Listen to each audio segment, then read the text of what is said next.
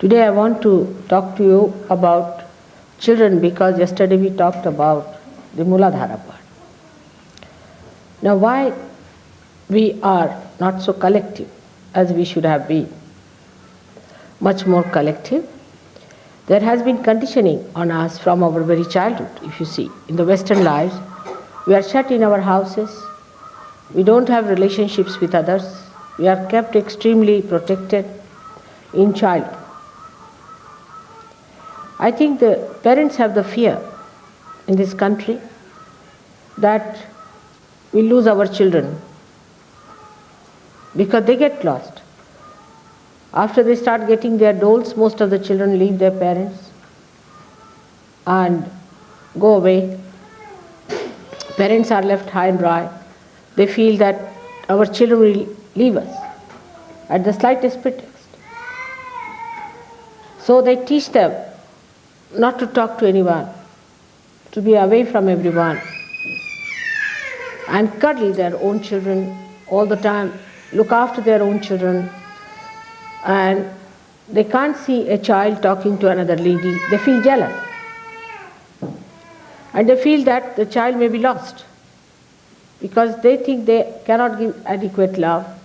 If anybody can give love to that child, they feel that that child will be lost.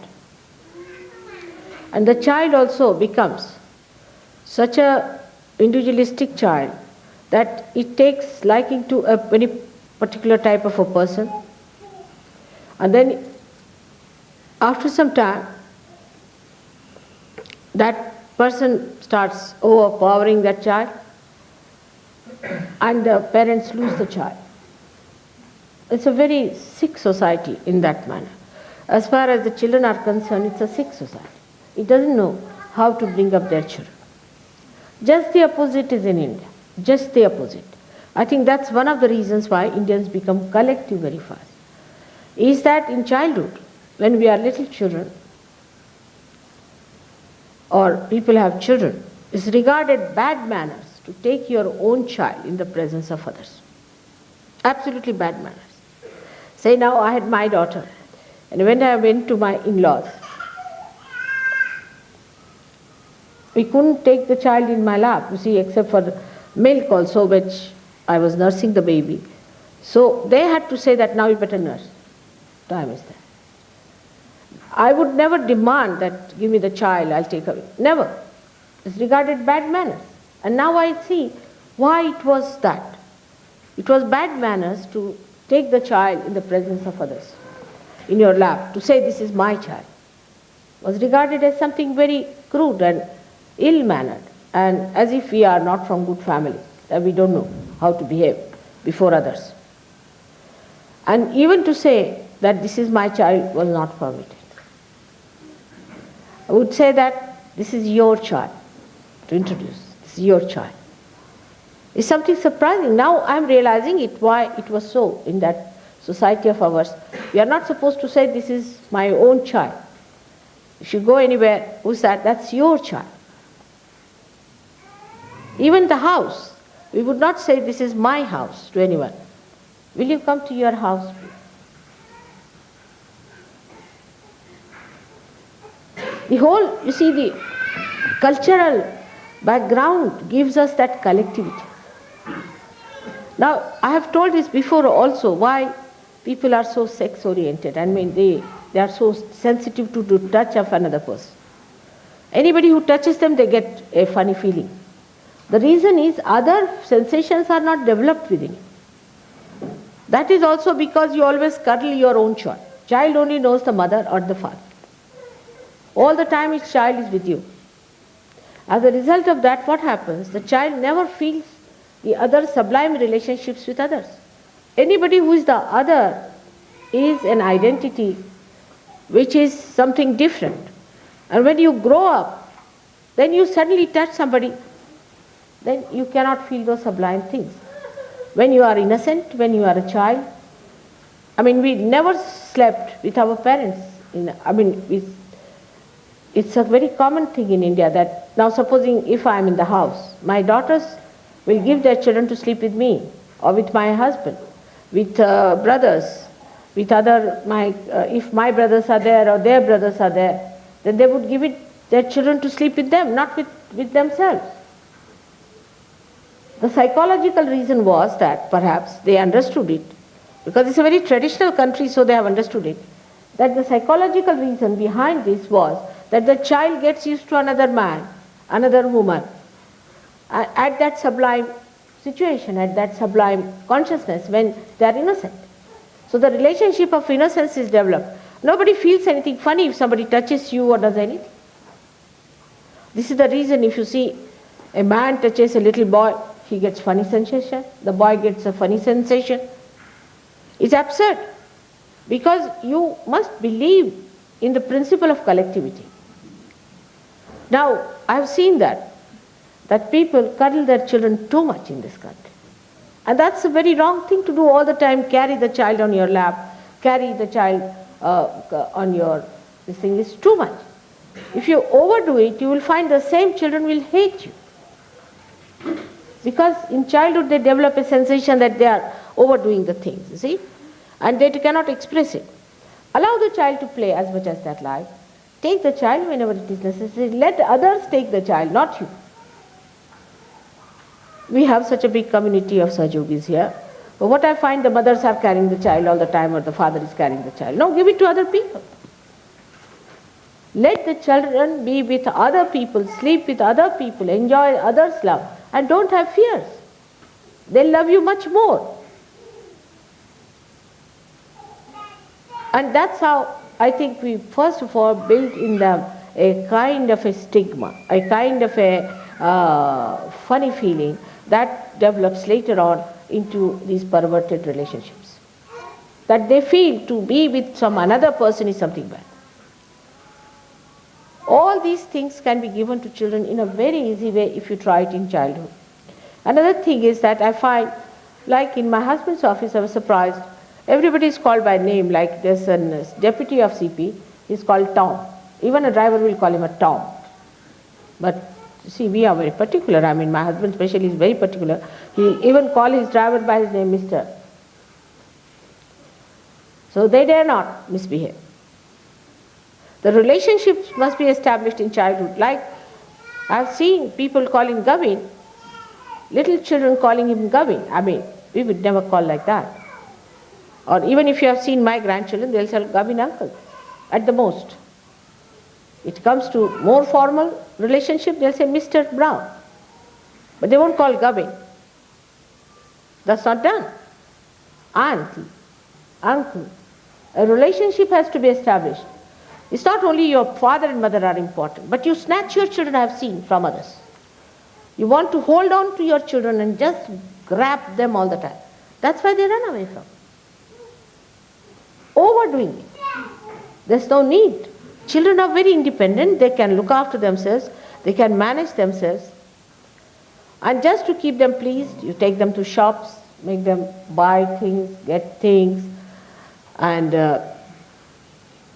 then they get used to it. You want to satisfy them that way. No. You must know that child is very intelligent. And you have to bend the child's mind according to your own understanding of collectivity. And if you do not do that, they'll become like all other children who are just vagabonds. I see them, as I told you once, I was coming from Oxted, and there were some children about from 8 to 9 years of age, not very big. They were of some public school, had no discipline. They entered into my compartment. It was a first class compartment.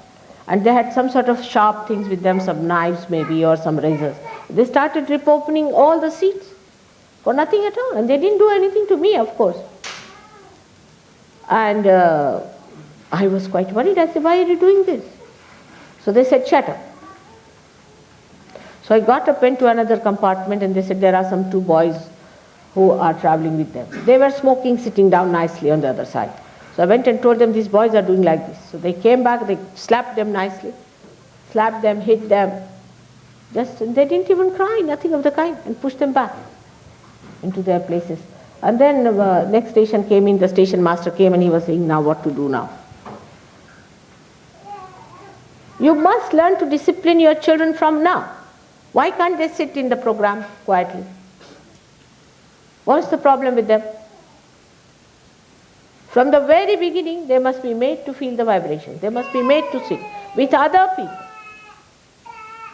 It's because they find that their parents are their own, the rest are not. That's how racialism also develops, because they think the other people who are not fair are not our own. All kinds of these scorpion type of temperaments, or you can call a snake-like temperaments, the secretive set temperaments develop when you start getting them exclusive to yourselves. On the contrary, if you allow them to be open, talking to everyone, opening their hearts to everyone, even the people who are grown up shudder from touching another's child, I have seen. They'll ask 10 times, should I take the child? What's the harm? I mean, in India, you go to anybody's house, they'll just pick up the child. And now they say it is for protection of disease and all that. But on the contrary, children develop more immunity. Overprotected children are very dangerously placed because they have no immunity for anything. Imagine in that country we have all kinds of parasites living. All kinds of parasites. Still we exist better because we have immunity to so many things. And that's how you people become very weak, health-wise. Imagine I went to Australia, and we have 3-4 Indian boys there. They came to help me with the kitchen, lifting all the big things here and there. So I asked one of them, I said, why not ask these boys to do something? He said, they are only nice to look at, mother, but they have no strength. They have no strength. I have seen that. And it happens more in countries like in England, where it's such a bad climate, you keep your children inside, they don't go out. You all the time shut your children. They become selfish. They become very mean and very short-sighted. Open them up. Now you have a community. You have a trustworthy community. But you don't. Then one person will just, a dominating person will come out, catch hold of your child, and use that child, blackmail you for the child, do all kinds of things. But if you just allow the child to play about with everyone, just allow, diseases will disappear, you will be surprised. Also, supposing you have a problem, say even with the back agya, if others are handling, it disappears. Because somebody has better vibrations, the bhoots leave you. But if you just all the time hold, you are a person suffering from a back agya yourself. You are holding all the child to yourself, the child has to suffer. We actually send our children to other people in very childhood, trusting them. And they love the children. Because here people don't believe that you can love the children. So here we have to trust others with our children. And that's the reason I think the children become so exclusive, they stick on to you, they cannot go to anyone. But you see in India, when you go, I don't know if you have visited any homes or not, the children will be the first to receive them. They'll say, all right, sit down. Then they offer you something. If somebody is not in the house, they will look after you. And they'll know everything about you, what you said, what you asked for, what you wanted, everything. So sweetly, you know. Everything is on the record. And they have names for every uncle, for every auntie. And they remember all those things all their life. I met such children whom I had looked after in my in their childhood, I would say more. And they remember all that I told them, the stories I told them and how I looked after them, and every little thing they remember. It's so sweet to know that they know all those things still. One of them is now working in the World Bank. She got a big job in the World Bank. She came down the other day and she just started crying like a little baby in my lap, you see. I said, what's the matter? She said, Auntie Ji, I remember those days, you see. And so fond of me that she once went to a shop and she saw a sari, quite grown up, which I used to wear the same type of sari, yellow colored one she saw. She said, that's my auntie's sari. And she went and bought that sari. She said, that's my auntie's sari. Quite grown up. All these little things children remember, all the sublime things, all the noble things, all the things that are very pure. But you don't expose them, you just overpower the children, too much of it. And also then the children try to attract your attention all the time because they are used to you. They'll ask 10 questions, they'll talk too much, they will say things, and you will be tired. I know that when I was coming by train, I had a lady traveling with me. Her name is Clive's wife, what's her name? She was traveling with me and her son. And poor thing, she couldn't talk to me because she had to tell stories to him and then this to him, and she wouldn't leave. I said, you just neglect him. Just neglect for a while, and the child is better. And the same advice I gave to Barbara. Her son is very good. He went to Warren when he was there. He went to every person. He went and asked everyone. He went round the whole hall and looked at everyone. But in India, children do that. They are worried about everyone. They will go and see the vibrations. This exclusiveness and overpowering, you really hate your mothers and hate your fathers when you grow, if they are very over-possessive. This is possessiveness and a fear that we lose a child. Actually, you will really lose if you have this kind of a fear and if you overpower your children. That's what I've seen, that children who would like to be in the program, no, all the ladies are standing outside as punishment. Why? Make them sit. They'll be all right. They'll sit quietly. They won't make any noise. But this overpowering attention to your child, and I have also heard that in the ashrams, the ladies who have children don't do any work. They just don't do any work. They are looking after their children, finished. And the rest of the work of the ashram does somebody else. To produce a child, you don't take much, do you? There's nothing great that you have produced a child, first of all. There are Sahajogis and they are in my trust, not in yours. And don't spoil them. No mother should sit with the child in the house or in the rooms, whatever may be the case. Allow the child to play with others. Sit in the drawing room. But they will take the child, sit in the room, feed the child, look after the... They have only one work, is to look after the child, finished. It's like an emotional blackmail, I think. That you just take the child to yourself and sit down there and say that, oh, I'm looking after the child, so other one thinks, oh, all right, she's a mother. I have so many children here. This motherhood should not give you such a funny idea that you have become so great that you should sit down and do nothing else. My family, I had 11 brothers and sisters. And my mother, I think, was president of a Congress in Nagpur of Madhya Pradesh. She went to jail 5 times.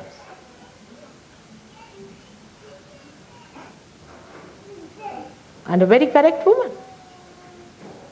She wouldn't tolerate any nonsense from her children. And that's another thing, that if the child does anything to someone, I've heard that children are very indisciplined. They hit others, they pull the hair, they say all kinds of funny things, and parents never correct them. Just adore them. And when the children grow up, they just kick out their children, the parents. We have seen this happening. Because they are realized souls. They won't like this kind of nonsense. So be careful on that. Yesterday I talked to you about Muladhara. Let the children have a healthy, trustworthy Muladhara. Let them meet other people, be friendly with others, play with everyone, go around everywhere. Allow them. But otherwise they are very negligent about their children. What do? They don't even massage their children. They don't even clean their children. They don't keep their clothes clean. They don't give them baths regularly. They don't give them proper food to eat.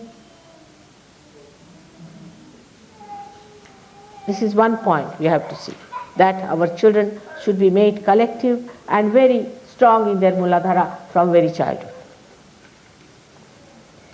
And I've seen parents coming and telling me, we don't know why our child left us like this. You see, when he grew up, he was all right in childhood. This is the reason. They get bored with you, to be very frank.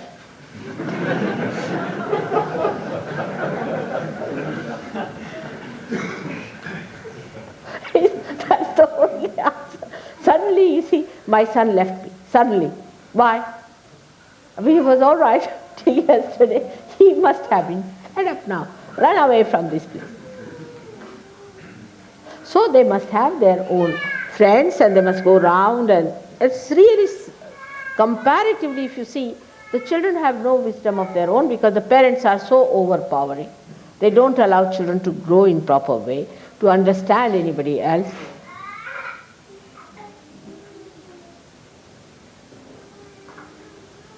I just don't understand what has happened to us. Why are we going wrong about children so? Now, another point one has to see about ashrams, which I need not have said before, but now I must tell you that we have to be responsible people. That is also there. From childhood, if you don't have sense of responsibility, you can never develop it later. Like electricity bills goes up like hell. People never put off their lights. I mean, there is a switch which is to be put on and also put off. It's not only for putting on. Small things like gas or electricity thing, if once they are in the ashram, they don't bother. It's your ashram. Then food. The amount of food that is thrown away is something surprising. No value for food. No understanding how to organize, because there's no Graha Lakshmi, there's no housewife's qualities, because we are sitting with the child now, not doing anything else. Supposing you had your own house, then you would be shopping, you would be cooking, you would be looking after your child, you would be cleaning your house, cleaning the utensils, doing everything yourself. But in the ashram they think now we have a baby, so we are in charge of the baby, let's look after them and sit down with them. I would love to play with babies all the time and have nothing to do with you. So, can I do that?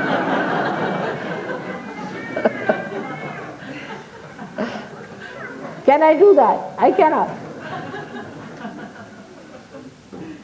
In the same way, we must understand.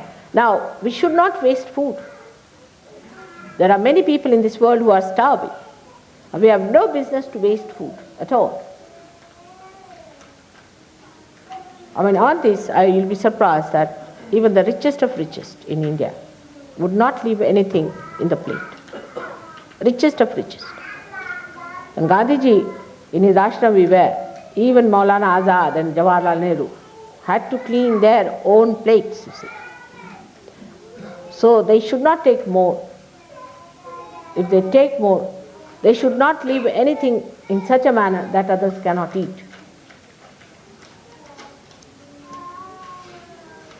Waste of food, a waste of electricity, waste of other energies, without understanding it means money. That's why you never have money. There should be a proper organizing as to what you are going to cook, what you are going to have, how much is going to be used. Nothing should be wasted. I have seen this tendency. I have seen this tendency myself. Very common. There is no respect of food. No respect of food. That's why children also don't have any respect for food. Before food is served, you must sit with the idea that now you are going to have the food. It is a yajna. And that you have to eat that food with some prayer. Bless that food. Thank God that you've got the food. It's in the Lord's Prayer. And then the satisfaction comes in better, and you get a sense that no, we should not waste our money on food like this.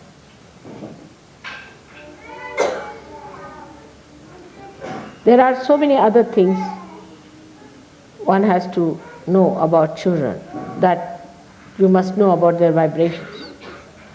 You should be alert about their vibrations. Try to find out what's wrong with them. What do they do? Now, for example, you find a child who is misbehaving. Don't go on all the time with him. Call the child once, make the child sit down and talk to the child that you shouldn't do like this. When you are with mother, pay attention to her. It is you who is going to mold these new children who have been given to you specially because you are Sahayogis, and not to ruin their lives. You know, some children have become mad with this kind of a thing, like Datta who was here. And everybody made, you see, she herself was so careless, that you can't imagine. When I heard about her carelessness and the filth with which she looked after the child, I was amazed how Linda could do that way. And you should not be another Linda's to spoil that child's health, mind, everything. If you have a clean, neat place and a proper place, children would love it to be there. But no mother should sit with the child in the room. That is a law. In the drawing room, you can sit with your child. And in the room, when the child is sleeping, the child should be taken. Otherwise, keep the child in the drawing room. You'll see the child will become happier, because it is natural to be collective. It is natural for a child to mix up with others, to talk to others, to know about others. It's natural. Innocence is like that. Innocence wants to know the whole world.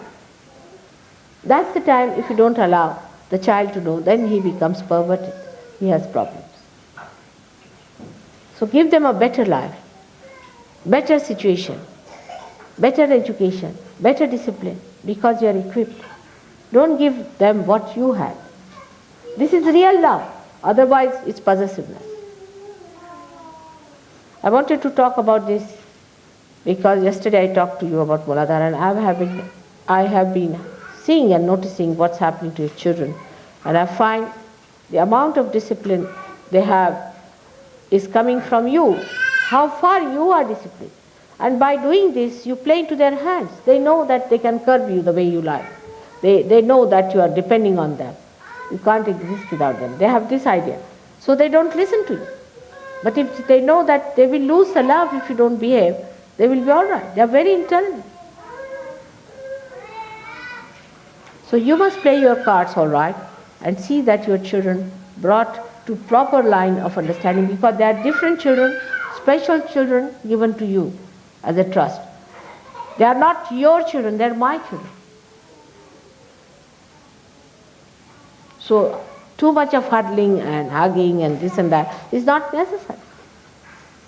I mean, sometimes you break their bones the way you do it. It's too much. Try this on others' children, less on your own children. Try to keep your children out and love other children.